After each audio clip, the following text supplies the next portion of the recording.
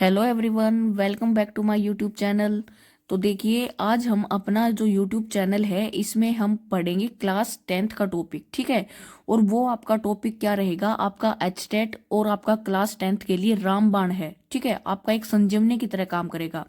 तो ज़्यादा टाइम ना वेस्ट करते हुए मैं आपको बताती हूँ कि आज हम पढ़ेंगे सारे की सारी रिएक्शंस को एक ही शॉट में, यानी कि all reactions in one shot. तो आपने हिट एंड ट्रायल मेथड पढ़ा होगा, बैलेंसिंग आपने वर्ड सुना होगा।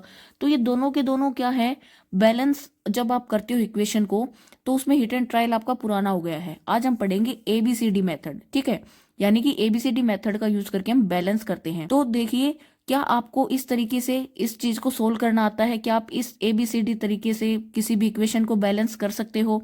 अगर हाँ तो मेरे साथ कीजिए, अगर नहीं तो आप मेरे साथ सीखिए। सबसे पहला स्टेप हमारा क्या रहेगा, हम कोई भी एक रिएक्शन लिख लेते हैं। जैसे मैंने यहाँ पर लिखा हुआ है आयरन है प्लस H2O, और उसके बाद मेरा जो प्रोडक्ट बना है वो मैंने यहाँ पे लिखा हुआ है। तो देखिए, अब सबसे पहले मैं क्या करूंगी, मैंने रिएक्शन को लिख लिया। अब मेरा दूसरा स्टेप क्या रहेगा कि मेरे को ये देखना है कि मेरा रिएक्टेंट में कौन कौन पार्टिसिपेट कर रहा है। तो मेरा रिएक्टेंट में कौन है, आयरन है, हाइड्रोजन एंड ऑक्सीजन। इतना क्लियर हुआ। अब मेरे को क्या करना है, ये देखना है कि जो भी मेरा कोफिशिएंट मैंने लगाया हुआ है ए बी सी और डी, तो यहाँ पर ये मेरे जो कोफिशिएंट प्रेजेंट हैं इनकी क्या वैल्यू है, और वही मुझे निकालना है, उसी को मेरे को बैलेंस करना है। तो ए की वैल्यू अगर मैं देखूं तो अगर रिएक्टेंट साइड मेरा एफ ई जो आयरन है वो ए है, तो प्रोडक्ट की साइड कितना गिवन है वहां पर, सी। तो इसी तरीके से क्या है, मैंने सभी का लिख लिया। जैसे मेरा ए किसके इक्वल हो जाएगा, सी के। अब ये 3C कहाँ से आया, यहाँ पर मेरा जो आयरन है वो क्वांटिटी में कितना है, 3, तो 3C वैल्यू हो गया। सेम यहाँ पर मेरा H कितना है, ठीक है 2 है, यानी कि 2B, H के लिए B कोफिशिएंट यूज कर लिया। सेम अगर मैं इधर जाऊं तो मेरा वैल्यू कितना है, H 2 ही एटम प्रेजेंट है, और उसके लिए कोफिशिएंट क्या यूज किया है मैंने, D। तो मेरा 2 भी यहाँ पर किसके इक्वल है, 2D के। अगर मैं इसको और ज्यादा सिंपल करूँ तो क्या बन जाएगा, मेरा B equals to D. Same oxygen के लिए बात करूं तो ऑक्सीजन यहां पर मेरा कितना है क्वांटिटी में, 1, यानी कि इसके साथ कौन सा कोफिशिएंट लगा के रखा है मैंने, बी। तो यहां पर मेरा बी, और इधर जो मेरा प्रोडक्ट आया है वहां पर मेरा ओ कितना है क्वांटिटी में, 4, और इसके साथ कौन सा मेरा कोफिशिएंट लगा हुआ है, सी। तो मेरा बी का जो वैल्यू है वो किसके इक्वल पुट रखा है, 4C के। तो अब मेरा तीसरा स्टेप क्या रहेगा कि मेरे को इनको सोल्व करना है। सोल्व करने का क्या ट्रिक है, कोई भी एबीसीडी में से एक उठाओ, उसकी वैल्यू आप अज्यूम कर लो। जैसे मैंने सी की वैल्यू को अज्यूम कर लिया है कितना, 1। अगर मैंने सी की वैल्यू को 1 अज्यूम किया है तो मेरा ए की वैल्यू ऑटोमेटिक कितना बन गया, 3 इंटू 1 यानी कि 3। अगर मेरा ए का वैल्यू कितना है 3, सी का वैल्यू कितना है आपका 1, तो वैल्यू किसकी ढूंढनी बची, बाकी बी और डी की। और यहां पर आप देखोगे कि मैंने बी को किसके इक्वल रखा हुआ है, 4C के। तो इस हिसाब से मैं बी की वैल्यू भी काउंट कर लूंगी। अगर मेरे को बी की वैल्यू पता है तो मेरी बी की वैल्यू किसकी इक्वल है, डी के, तो मेरी ऑटोमेटिक किसकी वैल्यू काउंट हो जाएगी, डी की। तो इस तरीके से मैंने क्या कर दिया, ए बी सी डी जो बैलेंसिंग का मेथड उसका यूज करके क्या निकाल लिया, यहाँ पर मेरा जो सॉल्यूशन है, जो बैलेंस इक्वेशन को वो मैंने निकाल लिया। मैंने फाइंड आउट कर लिया कि कौन सा कोफिशिएंट है ए बी सी डी, इसकी क्या वैल्यू रहेगी और वो कैसे इक्वल रहेगी। क्लियर हुआ। अब अपना जो नेक्स्ट जो क्वेश्चन बनता है, जो आपका बोर्ड का भी फेवरेट बोलूं या मैं बोलूं कि आपका जो एचटेट है उसका भी फेवरेट क्वेश्चन है, वो कौन सा है कि why it is important to balance an equation, कि किसी भी इक्वेशन को बैलेंस करना आपके लिए इतना ज्यादा इंपॉर्टेंट क्यों है। क्यों, क्योंकि आपने 9th क्लास में पढ़ा हुआ है क्या, कि आपने law of conservation of mass को पढ़ा हुआ है कि आपका जो मास रहेगा ना वो क्या रहेगा आपका, ना आप उसको बना सकते हो ना डिस्ट्रॉय कर सकते हो, वो आपका क्या रहता है, कांस्टेंट रहता है। तो उसी लॉ को फॉलो हमने करवा दिया। अब हम क्या करते हैं, जब भी कोई रिएक्शन कराते हैं तो रिएक्टेंट और प्रोडक्ट में उसका जो वैल्यू है वो ऊपर नीचे आ जाता है, और हम क्या करेंगे, उसको बैलेंस कर लेंगे। तो ये तो था अपना बैलेंसिंग का मेथड। तो आई होप कि आप इसको समझ गए होंगे। क्लियर हुआ। अब नेक्स्ट अपना इंपॉर्टेंट टॉपिक है, वो कौन सा है, नेक्स्ट मेरा जो टॉपिक रहेगा वो रहेगा टाइप्स ऑफ केमिकल रिएक्शन। ठीक है, ये सारे के सारे वो ही मैंने आज आपका टॉपिक उठाया है, वो ही मतलब चुनिंदा कुछ एक मैंने रिएक्शंस उठाए हैं जो आपके बोर्ड के एग्जाम में पूछे जाते हैं या एचटेट साइंस में वो पूछे जाते हैं।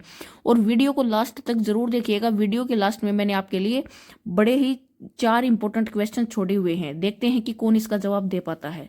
तो यहाँ पर अगर टाइप्स ऑफ केमिकल रिएक्शन की मैं बात करूँ तो मेरा पहला टाइप कौन सा रहेगा, कॉम्बिनेशन रिएक्शन। कॉम्बिनेशन यानी कि हमने क्या किया है, दो चीजों को कंबाइन किया है, जोड़ के रखा है, ठीक है। जैसे यहाँ पर आपका बड़ा ही फेवरेट आपका जो रिएक्शन है बोर्ड का वो क्या है, आपने कैल्शियम ऑक्साइड ले लिया, साथ में हमने पानी ले लिया, और ये एस और एल हमने क्या है साथ में लिखा है इनका स्टेट बताने के लिए, आपकी जो इक्वेशन उसको ज्यादा इंफॉर्मेटिव बनाने के लिए। और हमारा प्रोडक्ट आ गया कैल्शियम हाइड्रोक्साइड, साथ में आपका हीट। और आपको पता है कि इसको हम और क्या नाम से जानते हैं, आपका स्लेग्ड लाइम। और ये जो प्लस हीट है इस तरफ आपका प्रोडक्ट की साइड, ये क्या शो कर रहा है, आपका रिएक्शन क्या है, एक्जोथर्मिक रिएक्शन है। तो ये आपका कॉम्बिनेशन रिएक्शन का एग्जांपल, और ये क्या है आपका इसका की पॉइंट है। यानी कि इन शॉर्ट आपने कॉम्बिनेशन रिएक्शन को कंप्लीटली समझ लिया। नेक्स्ट है डिकम्पोजिशन रिएक्शन, आप चीजों को तोड़ रहे हो, डिकम्पोज कर रहे हो। हमने क्या लिया, आपने आयरन सल्फेट ले लिया, आपका प्रोडक्ट क्या बना, आपका SO2 SO3 साथ में आयरन ऑक्साइड। अब देखो आपने इसमें क्या याद रखना है, सबसे पहले आपको रिएक्शन याद होना चाहिए, रिएक्शन के बाद इसका की पॉइंट क्या है। स्टार्टिंग में जो आपका ग्रीन कलर का क्रिस्टल था वो अब किस में चेंज हो गया, ब्राउन कलर में, ठीक है। और ये आपका अचटेट का फेवरेट क्वेश्चन है, ये कई बार रिपीट हो चुका है, क्लियर हुआ। नेक्स्ट है डिस्प्लेसमेंट रिएक्शन। डिस्प्लेसमेंट रिएक्शन में क्या होगा, कोई एक जो ताकतवर इंसान है वो क्या करेगा, वीक वाले को रिप्लेस कर देगा, वहां से भगा देगा, उसको डिस्प्लेस कर देगा। जैसे आयरन है आपका प्लस कॉपर सल्फेट लिया तो क्या बन जाएगा, आयरन सल्फेट प्लस कॉपर हमने क्या कर दिया, यहाँ से भगा दिया। अब ये आपका बेस्ड है किसके ऊपर, रिएक्टिविटी सीरीज के ऊपर, ठीक है। और आपको पता है आयरन क्या है, स्ट्रोंगर है किससे, कॉपर से। सो आपका जो ब्लू कलर का सॉल्यूशन था स्टार्टिंग में, ठीक है, वो अब किस में चेंज हो गया, ग्रीन कलर में। तो इससे आपको एक और इन्फॉर्मेशन मिलेगी, एक और चीज याद रहेगा, एक और की पॉइंट आपका बन गया कि जो CuSO4 है उसका आपका कलर कैसा रहता है, ब्लू कलर का सॉल्यूशन। और लास्ट में अगर आयरन ने इसको डिस्प्लेस कर दिया तो किस कलर में चेंज हो गया, ग्रीन कलर में, क्लियर हुआ। नेक्स्ट आपका डबल डिस्प्लेसमेंट रिएक्शन। इसमें क्या होता है कि आप डबल डिस्प्लेसमेंट करा रहे हो। डिस्प्लेसमेंट में हमने सिंपली एक को डिस्प्लेस करवाया था, कोई भी एक साल्ट सॉल्यूशन था किसी भी मेटल का, आपने एक को रिप्लेस कर दिया वहां से, लेकिन इसमें आप डबल करोगे, ठीक है। जैसे आपने सोडियम सल्फेट ले लिया, साथ में बेरियम क्लोराइड ले लिया, तो प्रोडक्ट क्या बनेगा, दोनों एक दूसरे को क्या कर देंगे, डिस्प्लेस कर देंगे। तो अब क्या हो जाएगा, बेरियम सल्फेट और साथ में सोडियम क्लोराइड। इतना क्लियर हुआ। और इसका आपका की पॉइंट क्या रहेगा, आपको कौन सा ऐसा इसमें याद रखना लाइक आपका इंपॉर्टेंट पॉइंट रहेगा कि यहाँ पर आपका व्हाइट कलर का प्रेसिपिटेट बनेगा, क्लियर हुआ। तो केमिकल रिएक्शंस में अगर आपसे कोई एग्जांपल मांग ले जहां पर आपका प्रेसिपिटेट बन रहा हो तो आप ये इजीली वहां पर दे सकते हो।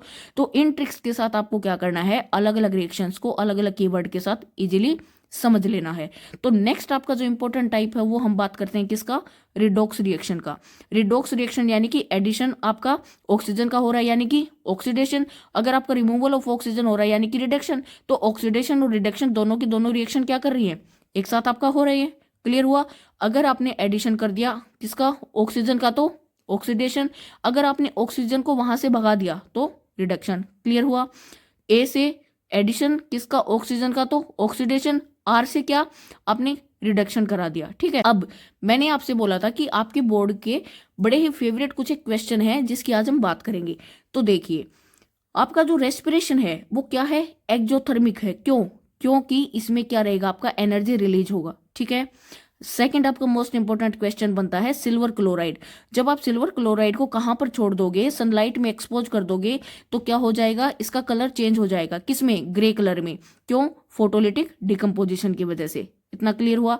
नेक्स्ट मेरा गोल्ड एंड प्लेटिनम क्या है, वो कोरोड नहीं होता, उस पर जंग नहीं लगता। क्यों नहीं लगता, क्योंकि वो आपके काफी लो रिएक्टिव हैं। नेक्स्ट आपका इंपॉर्टेंट पॉइंट बनता है what is the formula of the baking soda. तो बेकिंग सोडा का आपका फॉर्मूला क्या रहेगा, NaHCO3।